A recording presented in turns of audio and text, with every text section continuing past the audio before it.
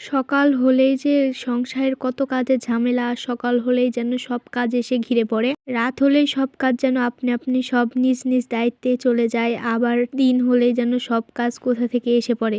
আর গ্রামের বউ হয়েছি বলে কথা, সকাল হলেই তো আগে চুলার পাড় তাই না, রান্নার জন্য হাঁড়ি ধরতে হয়। তাই আজ সকাল সকাল রাতের অনেকগুলো ভাত ছিল, সেই ভাতগুলোই ভাজলাম। আর এদিকে একটু মেলানি পিঠা তৈরি করতে লাগলাম। ভাত বেশি ছিল না, অল্প ছিল, তো আম্মা বলল যে একটু মেলানি পিঠা তৈরি করো, সকলের ভালো খাওয়া হবে। তো ছোট দিনের বেলা হয়েছে, কাজ কাম করতে করতে কিন্তু দেরি হয়ে যাচ্ছে, তার জন্য আমি সকালে উঠে আগে রান্না করতে লেগেছি। যেহেতু আপনাদের ভাইয়া আবার বিলে কাজে যাবে, সেহেতু মাটির থালা আছে, কিন্তু মাটির থালাতে আমার করে অভ্যাস নেই, আর মাটির থালাতে আমি করতে অভ্যস্ত না, আর করে ভালো করে উঠাতে পারছিলাম না, তার জন্য আমি লোহারটাতেই করছি।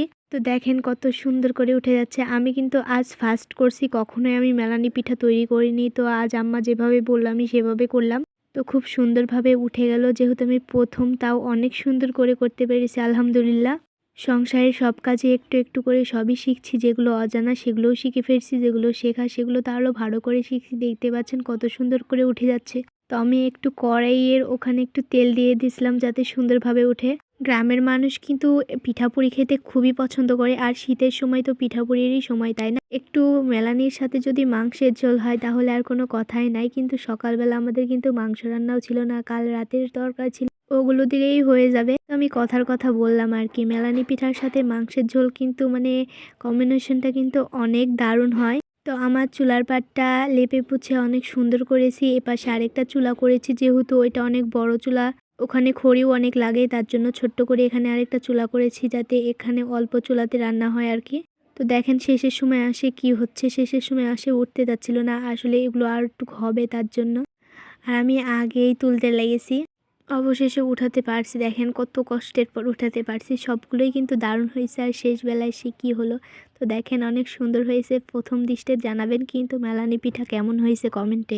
তো সকালে যেহেতু মেলানি পিঠা ও তেলে ভাত করেছিলাম, তার জন্য এখন তো ভাত রান্না করতে হবে। একেবারে রাতের জন্য রান্না করে নিব। আর যদি ভাত কমও পড়ে তাও রাত্রেবেলা একটু রাইস কুকারে দিয়ে দিলে হয়ে যাবে। তো আজকে সিম রান্না করব। এখন কিন্তু সব বিচি ছিম, আর বিচি ছিম খেতে কিন্তু অনেক মজা লাগে। তো বিচি ছিম আর দেশি আলু দিয়ে রান্না করছি আজকে। বাজার থেকে অনেকগুলো ছিম আলু নিয়ে আসছে, আর এই সময় শীতকালে ছিম তো অনেক পছন্দের। আমার বাড়ির কিন্তু সবাই ছিম খেতে অনেক পছন্দ করে। আপনাদের কাদের এই বিচি ছিম পছন্দ অবশ্যই কমেন্টে জানাবেন। তো আমার এগুলো হয়ে গেছে, তারপর আমি একটু চেখে দেখলাম, তারপর দেখছি লবণ কম হয়েছে, তারপর আমি আবার লবণ দিয়ে দিলাম। তো শীতের এই রোদটা কিন্তু যতই রোদ হোক মিষ্টি রোদ, তাই অত গায়ে লাগে না। আর এই শীতটা পার হলে রোদটা যেন অসহ্য হয়ে যায়, রান্না করতে আসতে ইচ্ছা করে না। এই দুপুরবেলা দেখেন কত রোদ লেগেছে, তারপর ছিমটা হয়ে গেছে, আমি নামাই দিলাম। ছিমটা কিন্তু শুদ্ধ বিচি বিচি হয়েছে, কিন্তু খেতে অনেক মজা হবে, দেখেই বোঝা যাচ্ছে।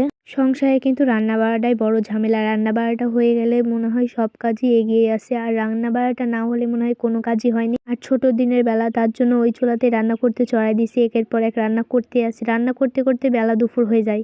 রান্না বাড়া হয়ে গেছে, কাজ করব, কারণ রোদ বাড়াতেও দেরি হয়, আর আমার কাজ করতে করতেও অনেক দেরি হয়ে যাবে, তখন রান্নাটার সময় পার হয়ে যাবে। আগে রান্না বাড়া করা থাকলে কাজ কাম করে সেটাও খেতে পারবো, তার জন্যই রান্নাটা চড়াই দিয়েছি। তো দেখেন তেলে দিলাম, তো তেলে দেওয়ার পর ভালোভাবে নাড়াচাড়া করছি। সিমটা কিন্তু একবারে ঘাঁটি হয়ে গেল। রান্নাবাড়াটা এগিয়ে থাকলে সব কাজই এগিয়ে থাকে, তো রান্না করার পরে সব কাজ আমার করতে ভালো লাগে, চিন্তামুক্ত হয় আর কি। তারপর এদিকে আমি ভাতটা খুলতে লাগলাম।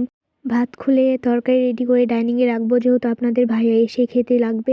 যেহেতু সকালে তেলে দেওয়া ভাত খেয়ে গেছে অল্প করে, তার জন্য এসে বলবে আমাকে খেতে দাও, তার জন্য সব কিছু রেডি করে রাখতে হবে। তার জন্য আর খিদা লাগলে তো কারোই মাথা ঠিক থাকে না, তার জন্য সব কিছু রেডি করে রাখছি। ভাত টাত খুলে তরকারি রেডি করে একদম রেখে দেব।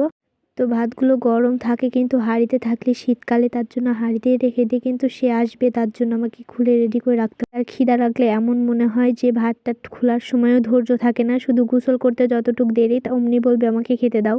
তো তারপর এই তো দেখেন ভাত খোলা হয়ে গেল, আমার ছিমটাও হয়ে গেছে, এখন আমি ছিমটা ঢেলে নেব। তো আজকের ভিডিও এতটুকু পর্যন্তই। আমাদের ভিডিও যদি ভালো লাগে অবশ্যই একটি লাইক দিয়ে আমাদের পাশে থেকে যাবেন, আর যদি কোনো ভুলভ্রান্তি হয় অবশ্যই কমেন্টে জানাবেন। আজকের ভিডিও এতটুকু পর্যন্ত। আল্লাহ হাফেজ সবাইকে।